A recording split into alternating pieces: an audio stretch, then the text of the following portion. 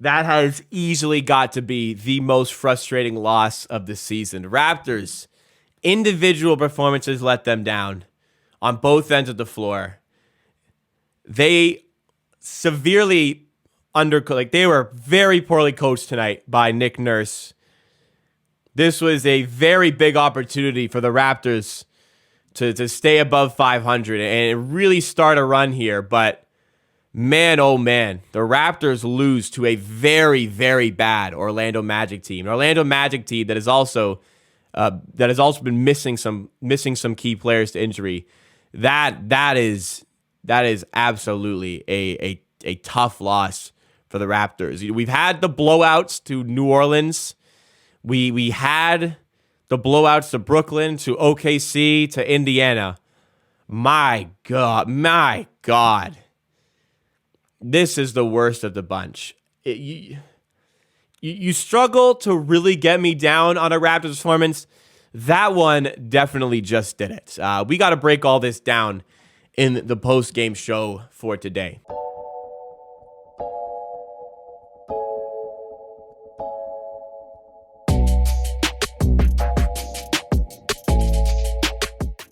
So to preface the show, I really don't like getting overly down on this team, but just so many decisions, so many individual performances just really, really hurt this team and their chances to win this game.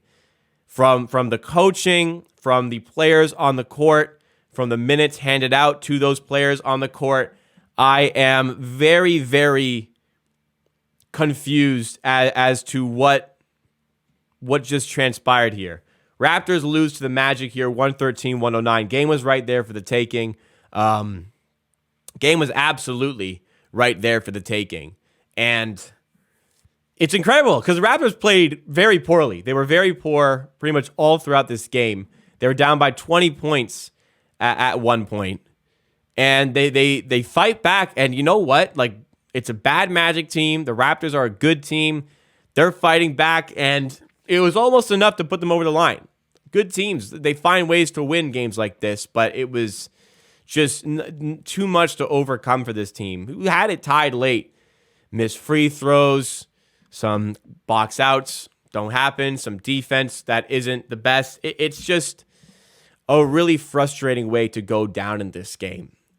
Two individual performances in particular that really do hurt you. Really, really do hurt you. Number one, the big one, everybody's going to talk about it tonight. It's Fred VanVleet. Once again, he struggles to find any consistency from a shooting standpoint. Shot the ball well from free throws, but missed a key one late that would have put the Raptors up by one. And they don't score again for the rest of the game. His defense wasn't great. His offense, he shot 2 for 9 from 3. When he was in rhythm, when he was, crafty in the lane, he was looking good.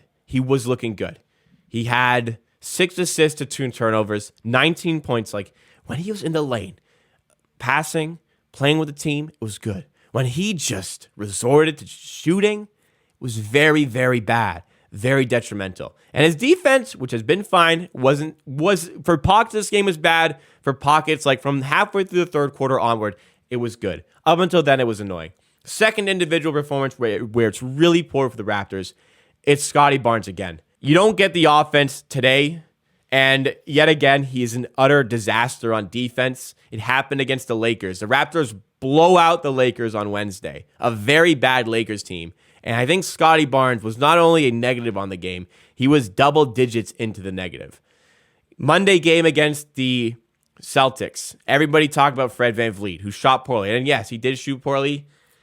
If Scottie Barnes has a screen set against him, he is done. The play is over for him because he is not going to fight through it. He's not going to fight through it. If you run past Scottie Barnes on defense, he's just going to, with very little resistance, let you do it right now. And tonight, as we go to the box score, he's a minus 22. Koloko struggled tonight, big time on both ends of the floor, making me think what Jakob Poeltl would look like on this team. Barnes, minus 22, he's 3 for 7. Is just really struggling to have any sort of effect on the game from a defensive standpoint. It's just such a liability defensively. VanVleet, a minus 13. Like, you're seeing where some of the holes are on this team. Thankfully, you get another superstar night from Siakam, where late in the game, I mean, he's just being forced into chucking up shots here because nothing is getting created from other players. His spacing is completely toast because nobody else is helping him here. 13 for 27 with 36 points, 9 rebounds, 7 assists, a steal and a block. Like, this guy could not have done any more for this team late in the game to try and will us over the line. OG Anunoby only shoots the ball 7 times. Like, that's not like a Fred. Don't blame this on Fred. Fred shot the ball 14 times. That's like what you'd expect Fred to shoot in a game. OG's got to get himself involved more. Is there occasions where maybe you get the ball more? Sure, but you can go and get the ball. You can move around the outside, free yourself up for 3, which he's also not been hitting recently. You can make cuts to the rim and get the ball down low, like he's not been doing recently. And coaching can get him more involved by drawing up sets for him. But the offense I'm seeing from this team right now, it's like Dwayne Casey reminiscent. Like, such a curse word to say, but my God, it's so ISO driven. It's so flat in the half court. There's no schemes. Like, we have such talented offensive weapons all over the place, and it's so dry and lifeless in the half court. Another frustrating aspect of this game. Boucher gives you some good minutes. A few layups I really, really want back that we just don't get from him. Thaddeus Young, solid 12 minutes. Birch, whatever, he's Ken Birch. And another good game off the bench for Gary Trent Jr. Again, 6 man is not a downgrade here. He still gets 35 minutes. He has a really good game. He starts the game really well. Really tries to pull us back into this game. Don't get really anything late from him, but overall, another good game off the bench for Gary Trent. It's coaching, it's Barnes' defense, and Fred's overall play right now. Those 3 things really put you in the tank for this one. Not tank's a bad word. They shoot 59% from the field. Defense as a whole, I mean, could have been better in a lot of standpoints. They shoot 38% from 3. They shoot the lights out all night. Doesn't matter if you win the possession battle. They shoot the lights out. They rebound much better than you. That's a problem for this Raptors team. They commit 20 turnovers. They committed 20 turnovers.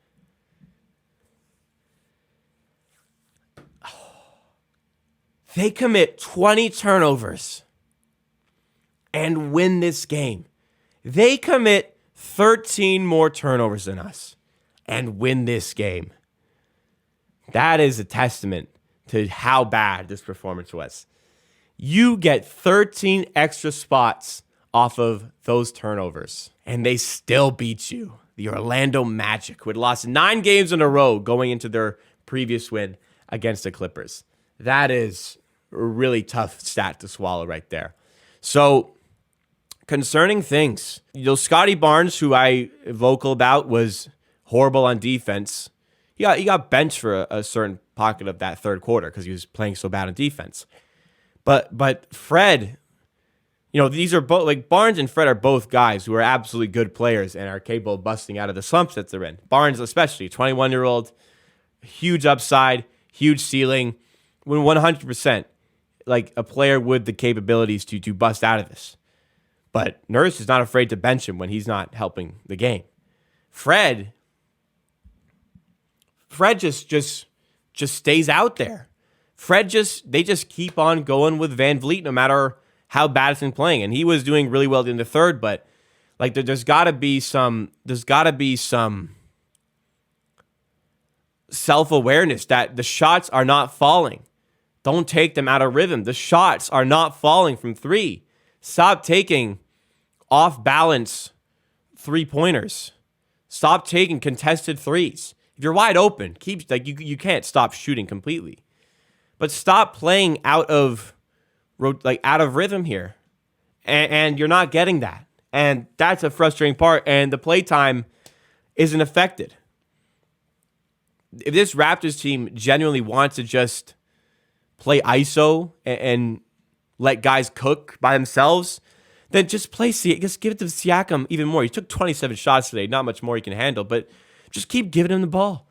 Like, what's the sense of getting all the other guys in ISO when you clearly have the one who's by far and away your best at doing that? So, games like today are showcasing a lot that this team has a hole. Like a Jakob Poeltl trade could patch it up. I really like Gary Trent off the bench. I think that eliminates the need for shot creation off the bench. 3-and-D on the bench, still something you can look at. We've kind of missed Wancho in the last week or so. crazy that I'm saying that, but you know, he gives you some athletic ability and he gives you at least like you think about him from a 3-point shooting standpoint. Like everyone's going to say they want a superstar right now. That's not a realistic trade here, but definitely like some sort of ability on the perimeter and like whether it's catch and shoot, shot creation, or like a real reliable big, an upgrade on Koloko, who has been above expectations this season, has potential.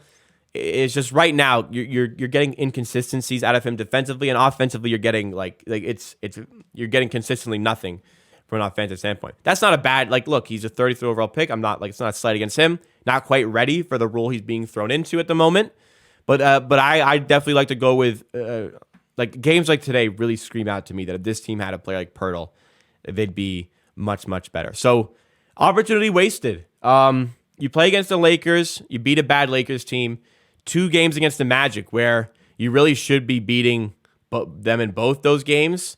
And you can finally like pull out to like 3 games above 500 because you've only ever been 2 games above 500. You haven't had a real win streak this season. I think our longest win streak is 2 games this season. We just keep juggling around 500. We're susceptible to these bad games, and the Raptors deserve to lose tonight. And the Magic, to their credit, like Franz Wagner looked like a superstar. He had 34 points on 12 of 15 shooting. Banchero shot 8 for 11. Like 8 for 11, 12 for 15. Cole Anthony shot 7 for 10. Defense just had nothing tonight for a lot of reasons. So we'll wrap it up there. We've been blown out, and we didn't get blown out here. That was the most frustrating loss of the season for a variety of the reasons I spoke about. Coaching is becoming a very, very frustrating part of this team, which I've never really been against this coaching staff. But like Trevor Gleason, the way he runs his offense is horrible. I hate it. I would love to replace him. Nurse, in general, decision-making has been suspect this season. Nothing even close to me wanting to fire him.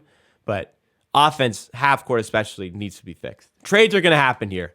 Raptors are going to make some at least a trade here. Masai, I'm sure, is thinking about these things. It's a little bit too early to commit to like what you need, what you don't need on your team.